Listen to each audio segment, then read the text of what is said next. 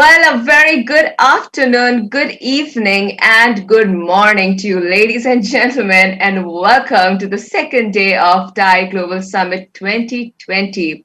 Well, thank you so much for joining us today from across the globe. And I'm sure you all are thoroughly enjoying our panel discussions and networking sessions. Don't forget about that as well. Well, ladies and gentlemen, this is one platform to be on right now, where we have delegates from 25 countries, many takeaways from our global market leaders. All right, so let me not talk much right now, and let me go ahead and introduce a next topic of discussion, which is Asia Pacific Digital Disruption 2020 and beyond. Let me now go ahead and introduce a moderator for the same. Bill Barney, who is the chairman and managing partner at Asian Century Equity. So, ladies and gentlemen, please join me in welcoming Bill Barney. A warm welcome to you. Thank you, Dwani, and it's an honor to join you today and to be among the distinguished speakers.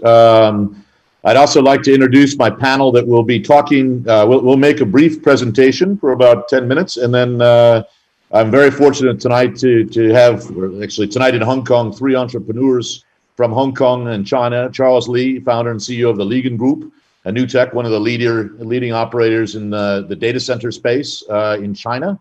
Yangbin Wang, who recently listed his company on the Hong Kong Stock Exchange. He's the CEO of Mobile. And Donald Lawson, one of the top systems integrators here in Hong Kong, who's a founder of a company called One Pacific. So an exciting panel to discuss some very interesting topics. So let me start now, and we'll talk you through some of the key concepts, and we can get right to it. Okay. So tonight in Hong Kong, we'll be discussing, first we'll give an introduction of where we are, then we're going to talk about some of the challenges that have come about in Hong Kong and Asia related, first of all, to COVID, and then second of all, to China-US trade. And what we're going to ask our panelists is how they're dealing with these issues and how they're able to navigate. As you know, the China-US trade in the technology space has become very heated over the last 4 years, and has been a major challenge for entrepreneurs who were operating both in China and the United States. And we've got three operators here tonight, entrepreneurs that have managed to navigate that space. Obviously, the other key challenge that we all face, and it doesn't matter what part of the world you're in, is the COVID virus and how that's infected and affected how we actually operate across many markets. The thing we'll talk about tonight is briefly how it's had a positive impact on technology. There are very few technology companies we talk to that haven't had a very positive 12 months operating under COVID, partly because of the shift from essentially in-person to virtual meetings and obviously schools going online and obviously all the jump in e-commerce. But we'll talk a little bit about some of those key things, and then also get sort of a view on what we see happening, what we call COVID 2.0, which is as we come out of this year and we start to see vaccines and we start to go back to normal, what happens to the technology companies? Do they still see the hyper growth, or does that start to dissipate? So those are sort of the discussion topics that we'll go through today. First, let's just talk about, and this is something we'll pose to the data center operators and the software companies. Obviously, if you look at content applications, they have dramatically increased, and this is just one telephone company giving how much their acceleration was in a single day, comparing this year to last year. And obviously web traffic up 20%, VPN 35%, gaming and video all in double-digit growth over last year. If you look at a company, this is a no-name company at the beginning of the year and probably the best-known company to most consumers today, which is Zoom. Zoom has grown, if you look at it in terms of their growth in the year, they've grown 542% since last year. There are very few companies on the planet that they could talk about that. And they were actually, at the time that they were launched, almost $1 billion market cap company, and obviously are one of the best performing stocks in the industry, but also an example of companies that have actually operated through this crisis and done very well. If you look at also, here's just a number of other, obviously Zoom, WebEx, GoToMeeting, Slack, Skype for Business, and Teams. All of these are actually, if you look at growth this year, has been 180% all the way up to almost 900%. So if you look at Teams, for example, which is the Microsoft product, has grown almost at 9%. And these applications were largely unknown when we started this year, and now they are probably some of the most common names to consumers as they think about holding meetings or talking to loved ones.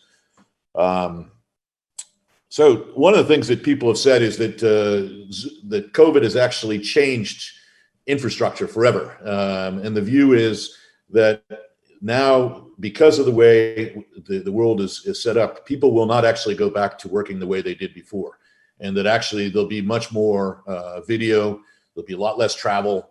We'll be in this new world where essentially the curve, or the quantify of telco services that used to be there, is actually just moved outward. And so there's a new normal, which is going to be 20 to 30 to 40% higher than what it was before COVID. And that's one of the questions that we'll pose to our panelists.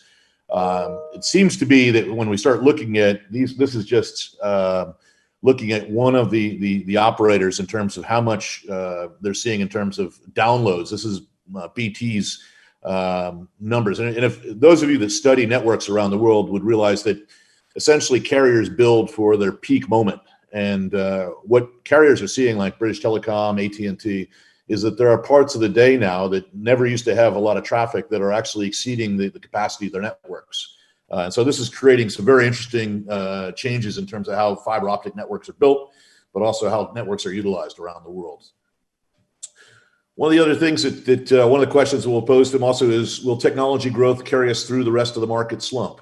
One of the things that people have said, and when you look at, have we gotten to a point where this has been the push that has moved machines to a point where they're actually capable of doing things that humans used to be able to? And so essentially taking machine learning at a faster pace than human adaptability. And the reason this is sort of interesting is, are we moving to this world of artificial intelligence and computer run services like driving cars, flying planes? Have we hit that point where machines are actually better than humans? And so is this a new technology shift that's been caused by this? And this is one of the questions that we'll pose.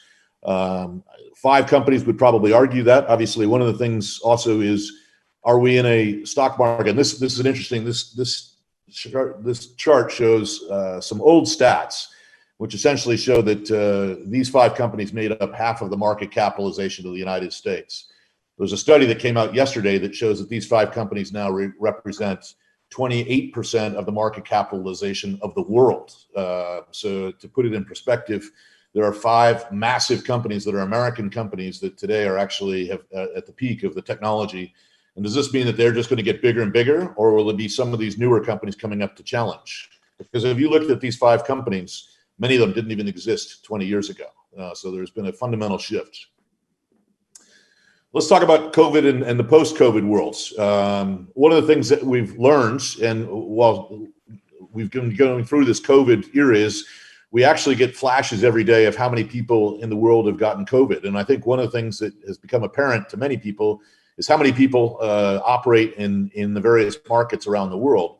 And the truth is, I don't think people realize that almost 2/3 of the people that actually could use the internet are actually located in Asia today. And so when COVID hit and people weren't able to actually go to schools or offices, the biggest hit places were the places that weren't online. And most of those are actually out here in Asia. And even though Asia, like Hong Kong, Seoul, Singapore, are some of the leaders in terms of broadband penetration, if you look at the countries in the perimeter, for example, Indonesia and many of the Southeast Asian countries, they're very, very underserved when it comes to broadband penetration. It's very low. India is still, while it's one of the largest broadband markets in the world, still has some of the most users that are not connected. China still has a large portion of its population not connected.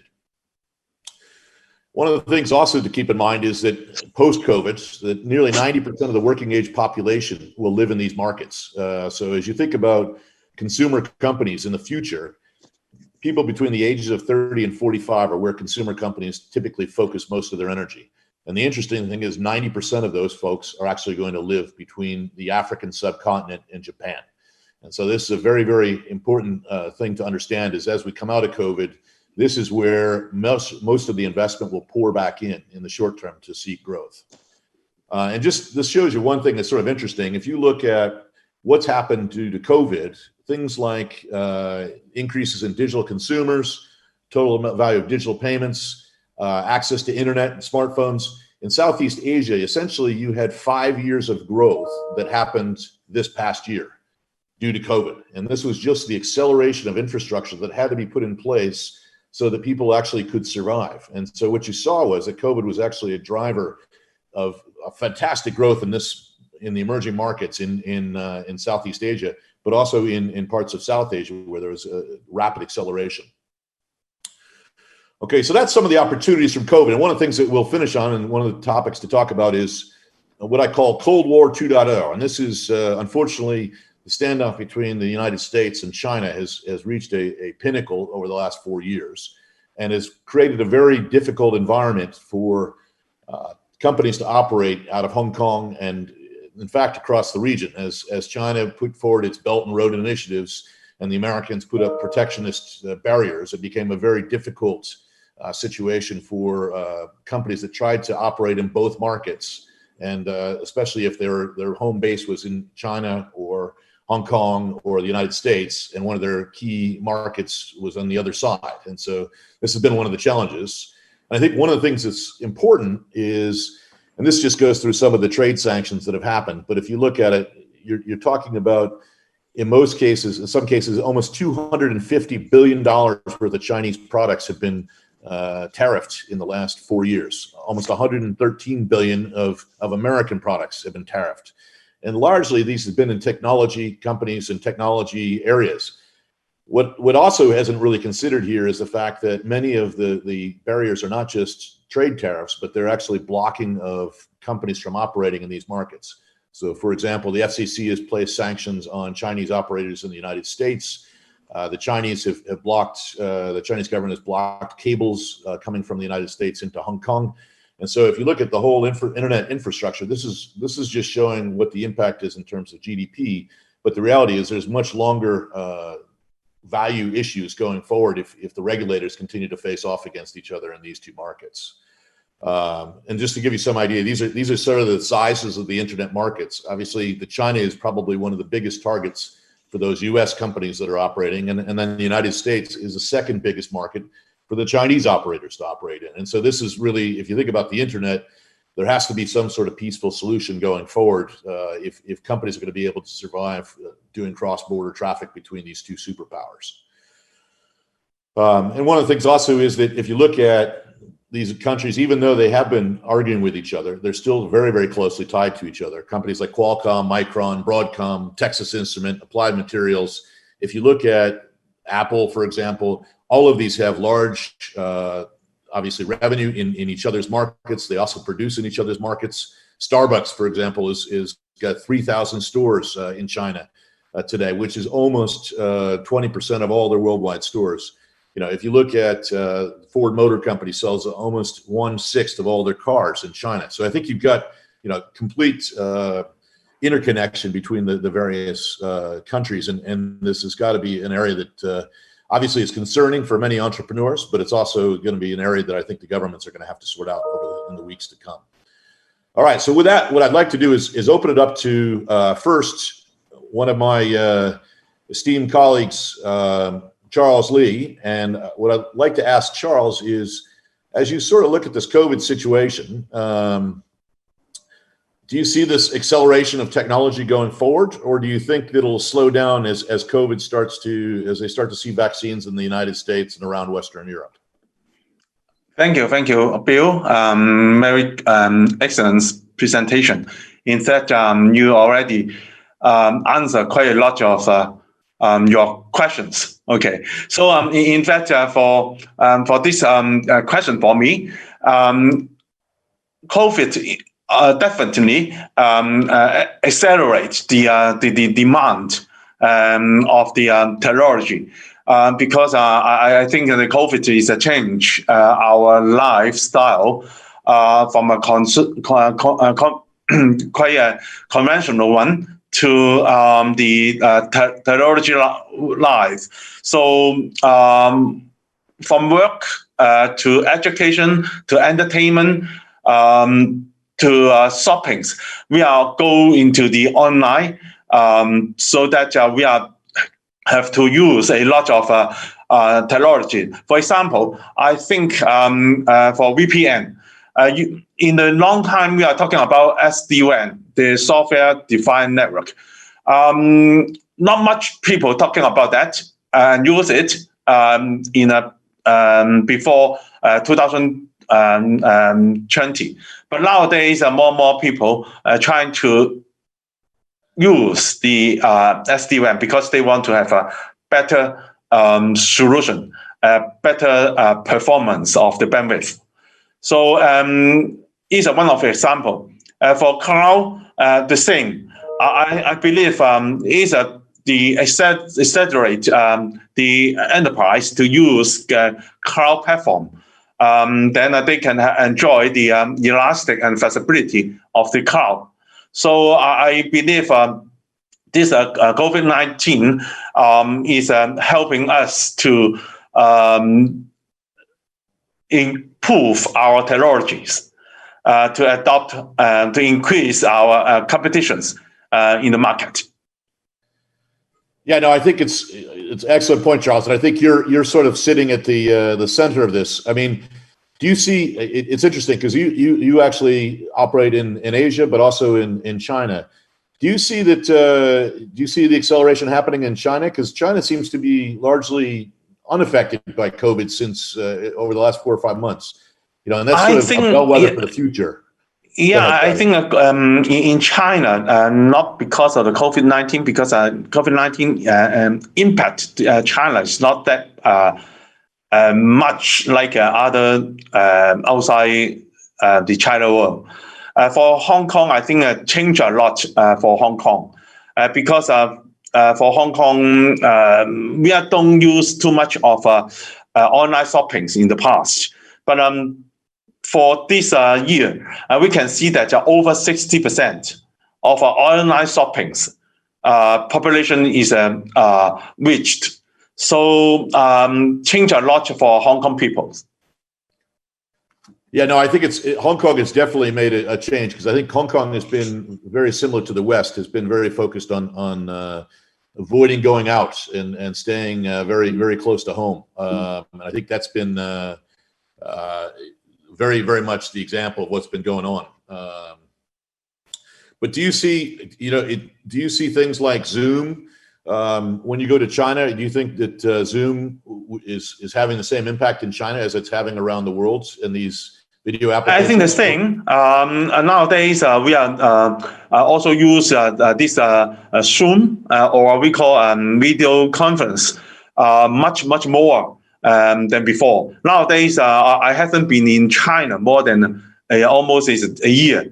How I can communicate with my team actually it's by Zoom. Even though my customer also use the Zoom or the WeChat videos call to have meetings.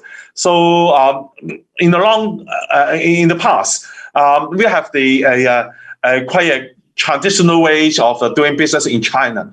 We have to take a flight to meet face to face with our customer, maybe just for one meeting. But nowadays we can reduce this kind of traveling and face to face meeting. We just use Zoom meeting and can conclude some contracts.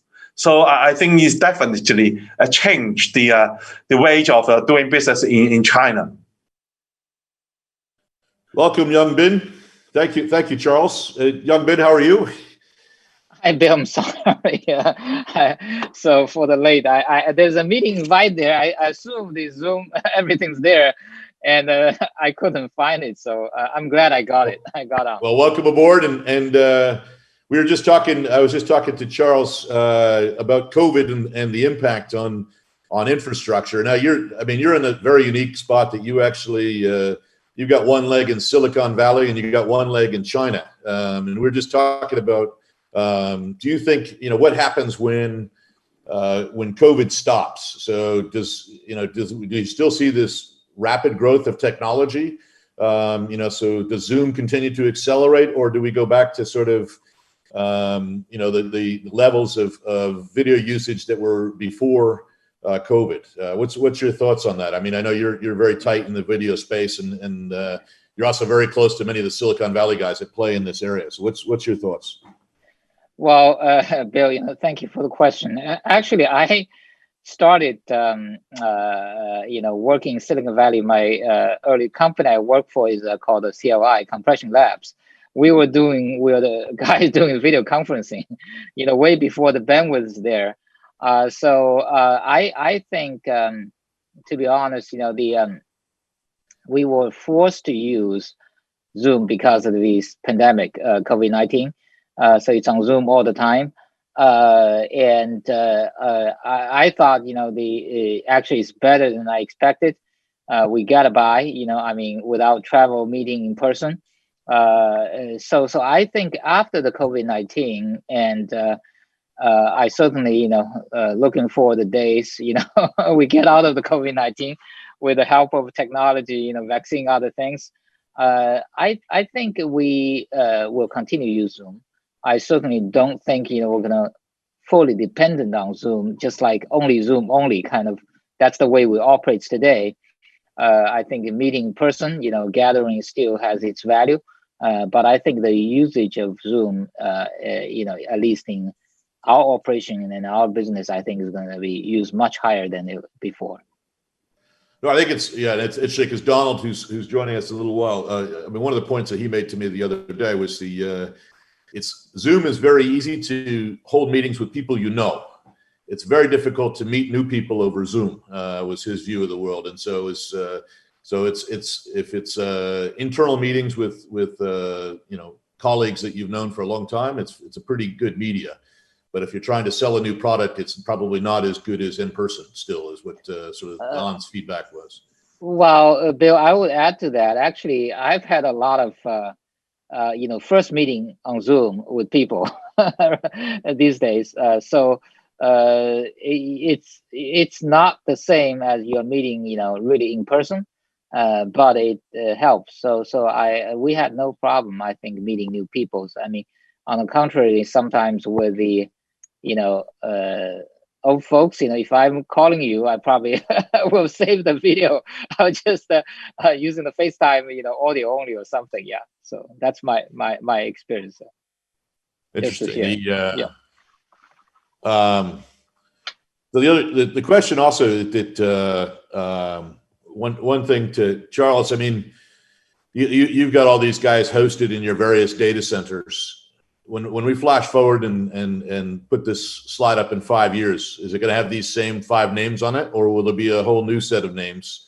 And will there be Chinese names on there, or will it be all these American companies, or will they be broken up?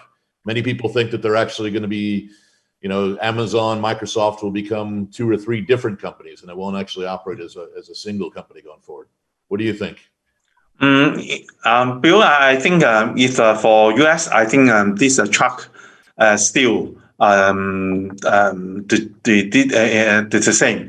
But I think in Asia, I think we should add up some more Chinese company like Ali Car, Tencent Car, Ping An Technologies, TikTok. I think this pie have to change, especially in Asia market. Do you think that'll happen soon, or do you think that's going to be sort of a gradual thing over the next few years? I think already happening.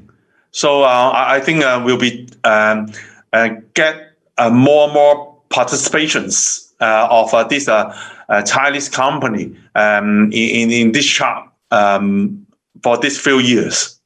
Definitely, yeah. I mean, Yangbin, do you see like Alibaba Cloud and Tencent and a lot of these companies, do you see them very active in Silicon Valley, or are they largely being shielded out at this point? In fact, they are very active nowadays. For example, Audi Car already in Indonesia and in Hong Kong, and so Singapore. So I think they are already penetrate into the market.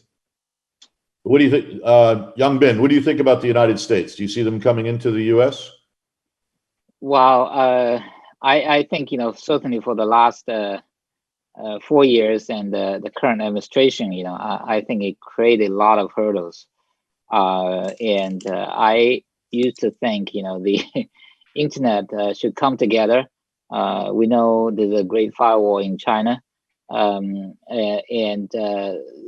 I think with the last, so this current administration, these rules, I see a world is being forced to divide it. At least in sort of two big camps. So this, we know, like for example, the Google Alphabet, it's not in China. Facebook is not in China, and China is growing. Represent a lot of the internet users. So I think it will be. Unfortunately, we're seeing. Divergent is not a convergent of this tech world. Ideally, I think the world is flat. We should see everything come together. On internet, there's no border, but I'm seeing they're creating, these artificial borders on internet. You are from the industry of this cloud, very well. That's unfortunate, and I hope the new administration, hopefully will resolve something. But I'm not quite sure, that's going to happen. Yeah, no, it is a difficult situation.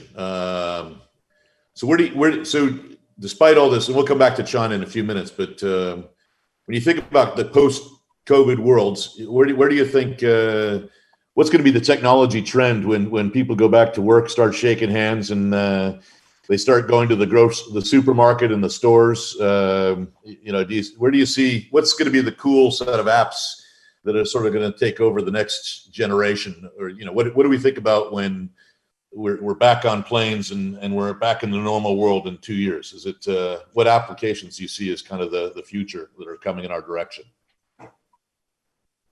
Yang Bin?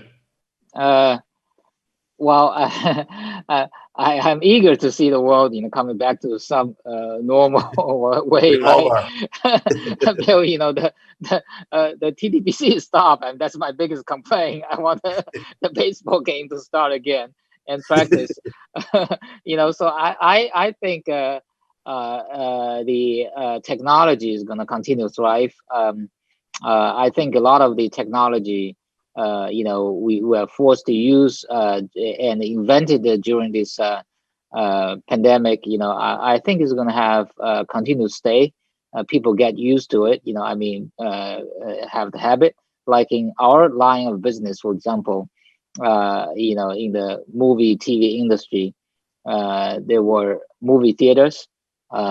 People go to thinking of new movie, come to the theater first and then coming to other platform later. We're seeing that window get totally crushed. Because in the US, I don't know how many movie theaters still open. Probably none. Even it's open, people probably have great concern going into it wearing masks, watching the movies, and how you're going to eat the popcorn, right? when you're wearing the mask, So that's part of the fun of watching movie in the theater. So and Warner Brother already announced, they're gonna basically, ignore the window and have the new movies going online right away, immediately for 2021. Although Jason is saying, while he doesn't know, 2022 how it's gonna play out, but I suspect, it's just out of politeness, and he doesn't want to, give the movie theaters a really harsh, future. It's hard to change. So I think in those things, the apps of watching video, online, mobile, new things, and all these things, I think that there's tremendous room still for innovation in the new world after post-COVID. So I'm optimistic. There's a lot of innovation possibilities. Yeah, Charles, obviously you spend a lot of time in the data center space, so you see innovation coming there as obviously that business has been on a explosive growth in the last 12 months. Are you seeing changes there? I mean, people are talking about artificial intelligence changing how buildings are managed, those types of things. Are you seeing that coming into play yet, or is it? What's your thoughts?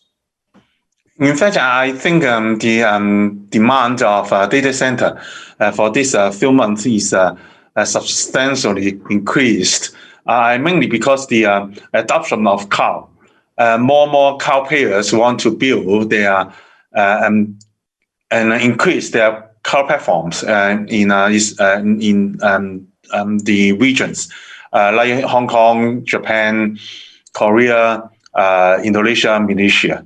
So I think the opportunities after the post-COVID world will give a lot of a push to data center, 5G, these kinds of digital info, especially for the emerging market. This I believed. Yeah, no, I think it's. I believe that the people, once they enjoy the convenience of technology, of course, we still will go for traveling for leisure.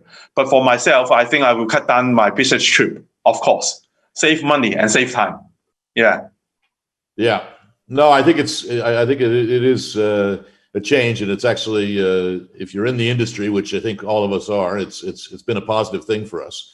I think just before we finish up here, let's go back to this China-U.S. issue, because I think it's probably the most concerning, because as you think about mobile infrastructure and internet infrastructure, and young people going online and the young consumers, they largely are outside of the United States. China is the next biggest market, and how do you navigate this standstill? Is it because it seems like you're persona non grata if you're a Chinese company going to America, and you're persona non grata in China if you're an American company going to China. So, why don't you, Young Bin, how do you navigate it? You're a Silicon Valley-based company that operates. You're Hong Kong listed, so you're in both worlds. How do you play that infrastructure? Because we had a lot of entrepreneurs on this call watching this today, and they're all thinking the same issue as they think about setting up in Asia and Hong Kong, trying to understand, how do I make myself, liked by one of the two powers that seem to be fighting with each other. So how have you done it? You've done it, I think, fairly successfully in your first year or so. Well, Bill, this is it's a great question. I mean, I've been thinking for this all the time. It's tough. I think it's very, very difficult, and then the way we manage to kind of figure out a way, trying, because if for entertainment business, I believe the world, and consumers, they all like good entertainment.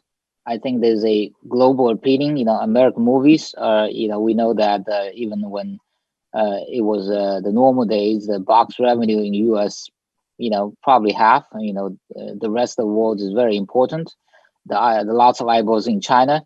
They love Hollywood movies, and so I believe I like to see a world that actually this stuff, not be politicized. It's just good entertainment, just like good food. We drink Starbucks coffee. I mean, what that's to do with politics, right? So, Chinese, who would think a lot of Chinese people like to drink coffee? They do, they're traditionally thinking of the tea people, right? So I see the consumers a lot of, similarity, like good stuff. And I like, to serve both worlds. As the way for us to manage, at least, to run our business today, is to stay a fairly narrow, non-controversial business in some way. We don't want to touch anything sensitive. We don't want to touch, any consumer identity stuff. We just broadly doing video online, and these are all open stuff. So I think what I'm trying to say is that yes, one, it's very, very difficult, to run both on both sides. As just you stated in your question. especially in some of the field, it may be impossible, which is impossible. So I think for us is trying to find somewhere. I like Hong Kong. We like to do global business. There's efficiency building. So we just want to find the field that we can continue to serve on the both sides. I think that's our current solution. Charles, we got about a minute left before we're done, but I just wanted to turn it over to you. I know you also have got this challenge, which is many of your clients are from the West, but you're actually building infrastructure in the East, and so you have to sort of stand on both sides. And I know it's not easy. I'm sure it's gotten a little bit harder in the last 2 years. But how do you manage to handle it as you go forward? In fact, I think we stay neutral. And also, one most important thing is the demand is the same. I agree with Mr. Wang saying that the demand is the same, and also is continuous. So first of all, I think each local market, like China itself, they have a local demand quite substantially and growth very fast.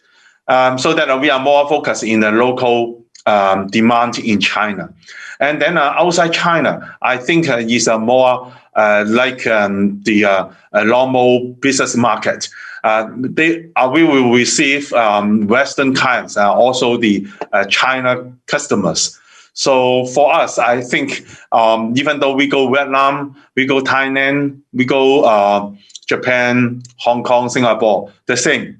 We provide the good infrastructures to serve our Western and Eastern clients. I don't think have any difference and have any problems. Well, good. Well, thanks, Charles, because I think it is you both have done a terrific job, and I do appreciate you both taking the time to spend with us. And apologies for Mr. Austin, who's having a telecommunications problem in the United States, but all three of you have built very remarkable businesses during this COVID crisis, and I wanted to thank you for taking the 40 minutes to be with us today, and look forward to watching and hearing more about your businesses over the next couple of years. So thanks again for giving your insights. Thank you, Bill. Our distinguished moderator. Yep. Bye-bye.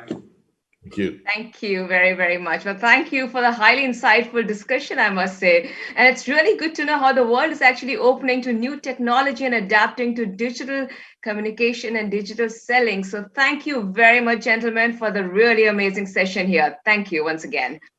All right, ladies and gentlemen, be with us and get ready for the next interesting session with us. Thank you very much.